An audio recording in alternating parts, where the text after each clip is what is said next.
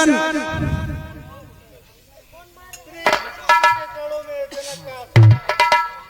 आयुष्मान भव, चिरंजीवी भव, यशस्वी भव। हे राजन, इस इतने बड़े अकाल के पड़ जाने के कारण, इन सूखों के कारण कोई अन्न नहीं पैदा हो रहा है, किसान भूखे मर रहे हैं। आप इन जनता के लिए क्या प्रबंध कर रखे हैं? आपकी क्या व्यवस्था है? आपके राजकोष से इस जनता को क्या अनुदान दिया जा रहा है? इनके खाने पीने रहने की क्या व्यवस्था है? हे गुरुदेव, आप हमें क्षमा कीजिए। अब मैं आपको क्या बताऊं? मुझे हमेशा हमारे मंत्रियों द्वारा यही बताया जा रहा था कि हमारा प्रजा हमेशा खुशहाल है, लेकिन यह हमें कभी नहीं बताया गुरुदेव। उसके लिए हम आपसे क्षमा मांगते हैं गुरुदेव। हे राजन, और इन किसानों के लिए हम अपने राजकोष से खाद्य सामग्री के लिए तुरंत प्रबंध करते हैं गुरुदेव। और आप इस अकाल के कुछ उपाय बताइए गुरुदेव, कुछ उपाय बताइए जिससे कि यह अकाल समाप्त हो जाए गुरुदेव, समाप्त हो जाए। हे राजन, अगर आप पूछते हैं तो मैं इसके बारे में अवश्य विचार करके आपको बताऊंगा। हम आपके चिंता के कारण को समझते हैं। प्रजा भूखी है और उसकी भूख को आप एहसास कर रहे हैं। हर पिता और हर राजा हर समय अपने बच्चों के लिए, अपने प्रजा के लिए अथक परिश्रम करके सारी व्यवस्था करता है कि हमारे प्रजा भूखी न रहे या हम पे आश्रित हमारे बच्चे भूखे न रहें। तो हम आपकी दशा को, आपके मनोबल को मैं समझ रहा हूं कि आपके मनो की क्या व्यथा है, इसलिए मैं आपको अवश्य ही उसके निवारण की व्यवस्था बताऊंगा।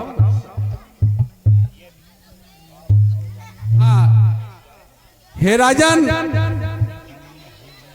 यदि आप अर्धरात्रि में सोने के हल को खेतों में चलाएंगे तो वर्षा अवश्य ही होगी। धन्य हो गुरुदेव, धन्य हो। मुझे कुछ भी करना पड़े मैं उसके लिए तैयार हूँ गुरुदेव, तैयार हूँ। हाँ, अगर इस नीच कार्य के लिए भी हमारी प्रजा खुशहाल है तो मैं ऐसा कार्य करने को तैयार हूँ गुरुदेव। धन्य हो राजन, हर राजा का यही कर्तव्य होना चाहिए। और इस कार्य से सारी प्रजा को वर्षा की प्राप्ति होगी और वे खेती करके खुशहाल हो जाएंगे और उससे राजकोष में भी बहुत सारे धन और खाद्य सामग्री उपलब्ध हो जाएगी। इसलिए आप अवश्य ही ऐसा करें। ठीक है गुरुदेव, हम हल को अभी मंगवाते हैं और इसी समय इस पृथ्वी पर चलाएंगे। हमें चलने दीजिए। आयुष्मान हो, चिरंजीव हो। अब हम अपने आश्रम को चलते। ठीक है गुरुदेव। काहे माया में भुलाई गैल तोता हो, कि थोथा छोड़ जाई के पड़े।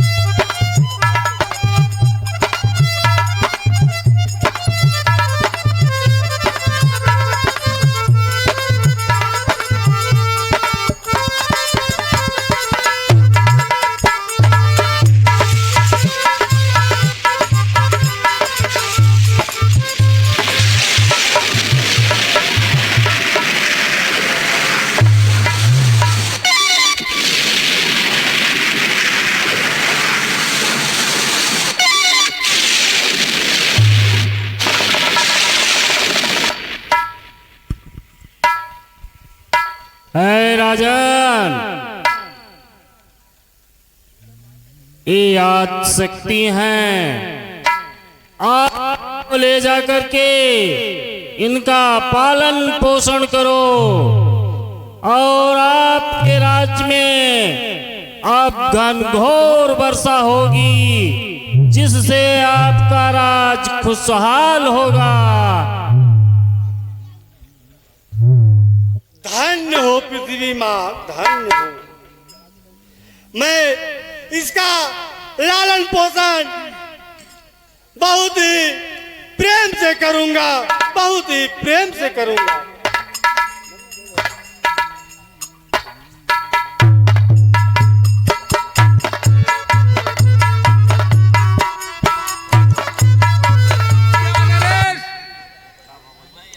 राजा दशरथ के यहाँ मानव रूप में जन्म लिए हैं और हमें चल करके इस यज्ञ की रक्षा के लिए, जन कल्याण के लिए अयोध्या नरेश से उनके दो पुत्र श्री राम और लक्ष्मण को मांग करके अपने आश्रम की सुरक्षा के लिए मांगना चाहिए और जिससे आगे चलकर मानव कल्याण में वो अपनी सहभागिता निभा सके।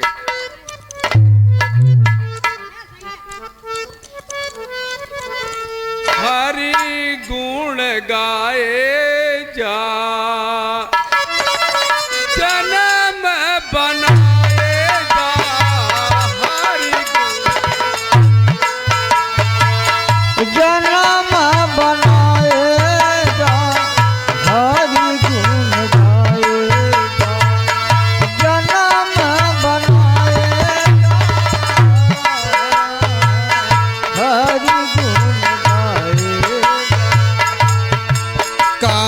क्रोध मद लोभ शत्रु है प्रचंड, काम क्रोध मद लोभ शत्रु है प्रचंड, काम क्रोध लोभ शत्रु है प्रचंड।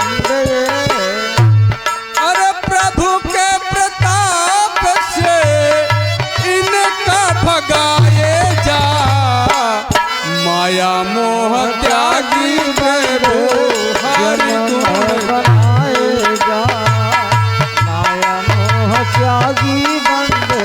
आने के लिए आप हे बताइए। राजन, इस अयोध्या राज्य का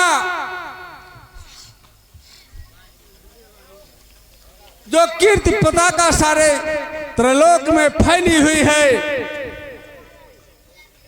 इस अयोध्या नरेश के लिए स्वर्गलोक में भी एक स्थान सदैव सुरक्षित रहता है। बड़ी कृपा। राज्य की कीर्ति को सुनकर के मैं आपके पास आया हूं और कुछ यातनाएं लेकर आया हूं। नरेश, क्या आदेश है भगवान, आप अवश्य बताएं।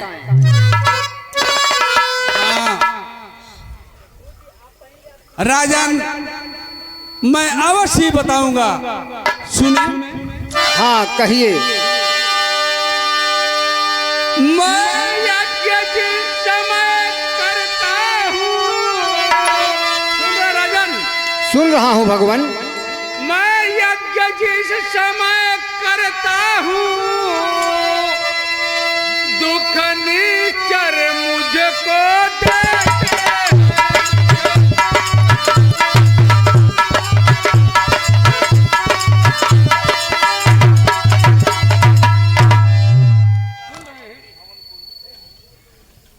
सुन रहे हैं? सुन रहा हूँ भगवान।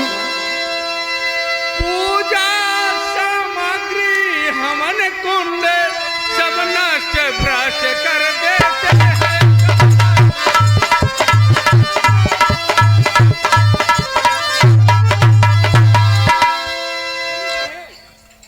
सुन रहा हूँ मुनिवर।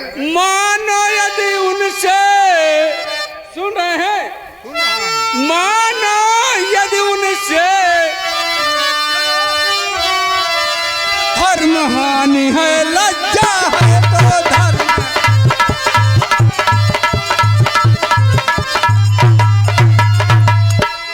फिर धन वाले के लड़ न सकूं, यह प्रण भी मेरा निश्चित है। यह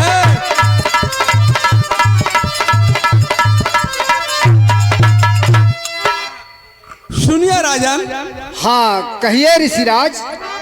तुम अपने पुत्र राम लक्ष्मण, सुनो राजन, तुम अपने पुत्र राम लक्ष्मण 200 मुझे कुछ दिवसों को दो। क्या कह रहे हैं ऋषिराज?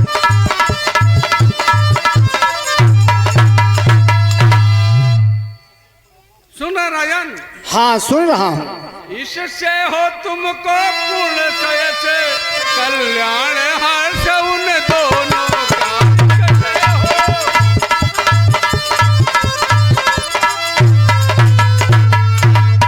हे मुनिवर, आप यह अनुचित शब्द कैसे बोल दिए भगवान? यह आपका मार्ग अप्रिय है मुनिराज। हे राजन, यह तो आपके लिए अप्रिय है, परंतु मुझे इस समय उन दोनों बच्चों की आवश्यकता है और अपने आज्ञा की और अपनी कुटिया की सुरक्षा के लिए, और उसमें कुछ मानव कल्याण के हित की भी बात छुपी हुई है, जिसे मैं आपसे व्यक्त नहीं कर सकता हूं। सुनिए मेरी बात। कहें। हे मुनिवर, दोनों बालक हैं। सुन रहे हैं भगवान? हाँ सुन रहा हूँ राजन, कहें। हे मुनिवर, दोनों बालक हैं, भोले भाले नादान निरेधो।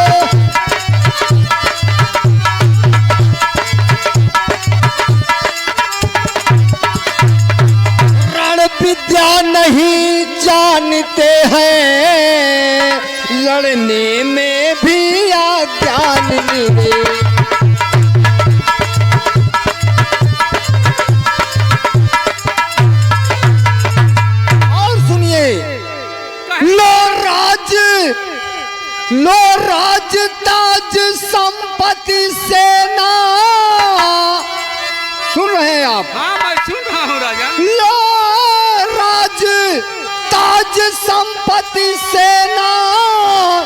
यह सब देना दुश्वार नहीं, यह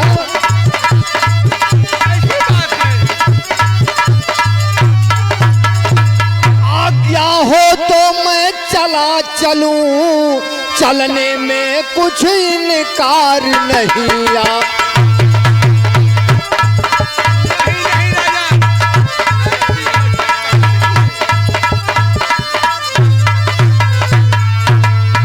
और सुनिए, हाँ बताएं, कहें। वैसे तो चारों ही मेरी इन बूढ़ी आंख के तारे हैं,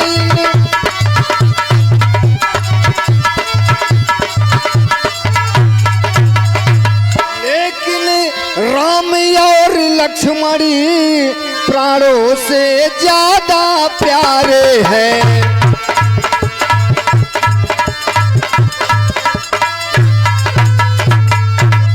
हे मुनिदेव,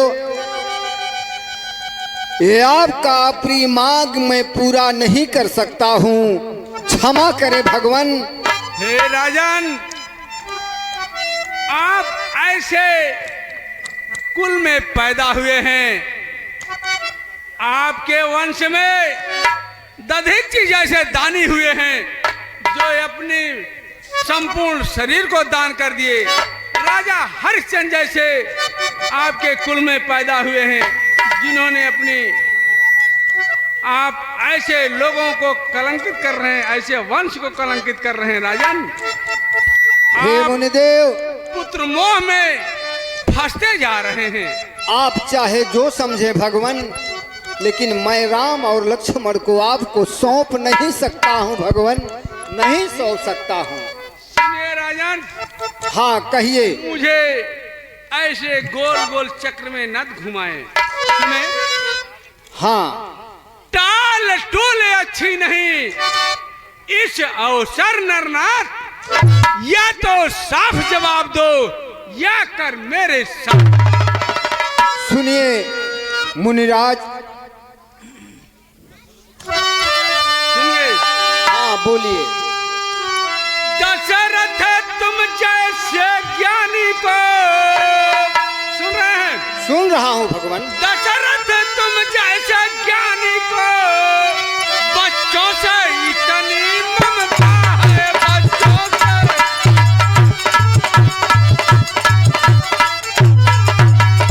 आ चुकी जवानी दीवानी, फिर भी माया में भ्रमता है।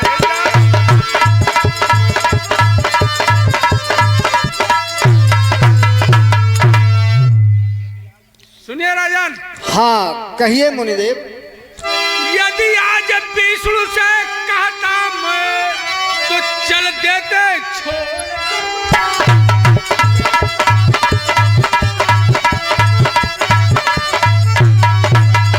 और शंकर से यदि विनती करता, तो हिल जाता उनका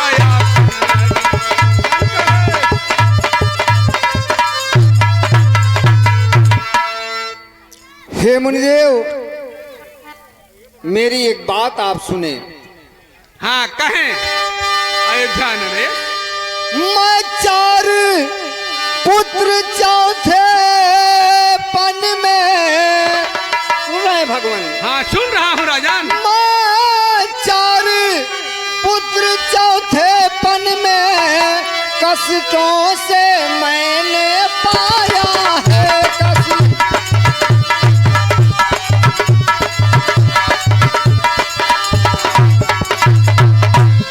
इसलिए उन्हें देने के लिए हे मुनिवर मैं घबराया है।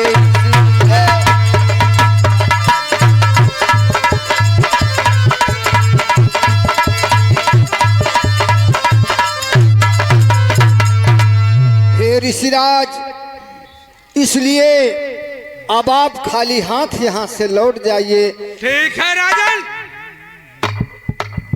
अगर ऐसी बात है तो मैं अभी अपने आश्रम की तरफ चलता हूं, परंतु आपने इन बच्चों को दे करके अच्छा नहीं किया। ठीक है, मैं चलता हूं।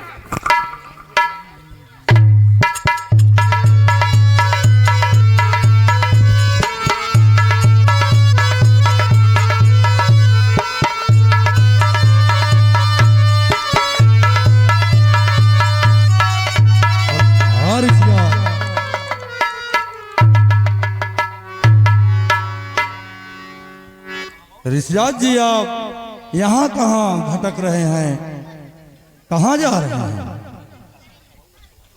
हाँ कुलगुरु जी, मैं अयोध्या नरेश राजा दशरथ के राज दरबार से आ रहा हूँ। उनके यहाँ मैं कुछ अपनी याचनाएं लेकर आया था। कौन सी याचना? उनके पुत्र जो राम और लक्ष्मण हैं, उन्हें अपने यज्ञ की सुरक्षा के लिए उनसे मांगने गया था, परंतु राजन पुत्र मोह के चक्कर में फंस करके उन्होंने मुझे देने से इनकार कर दिया और मैं अपने आश्रम की तरफ चल रहा हूँ। ठीक कह रहे हैं राजन, ऐसा हो सकता है, क्योंकि अयोध्या नरेश राजा दशरथ को चौथे पन में पुत्र मिला है, इसलिए उनको मोह होगा। परंतु ऋषिराज जी, आप मेरे साथ चलिए,